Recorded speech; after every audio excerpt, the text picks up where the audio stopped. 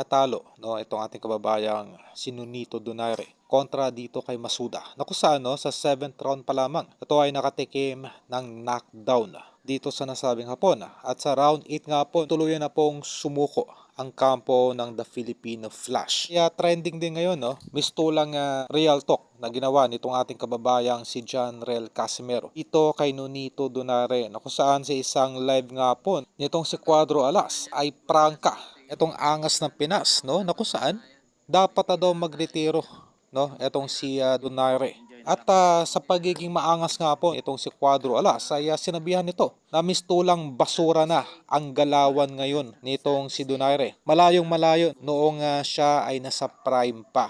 Kung titingnan yung buong konteksto ng pahayag, no, nitong si Cuadro Alas, ito ay out of concern lamang, pinapayuhan lamang na magretiro na itong si Donaire at wala na itong kailangan pang patunayan. Ganun pa man, no, ang mahalaga ngayon ay ligtas kahit papaano itong ating kababayan at hindi po ito nagtamo ng anumang seryosong pinsala sa naging laban nito kontra kay Masuda. Kaya atin na lamang pong tabayanan ang mega fight, no, nitong si Cuadro Alas kontra kay Luis Neri sa susunod na buwan sa darating na Abril 18. Pag ganyan, wala na sa boxing yung ano ko, wala na akong dapat patunayan. May pira na tayo, may ano, yung buhay natin, yung Enjoy na lang. enjoy na natin yung buhay.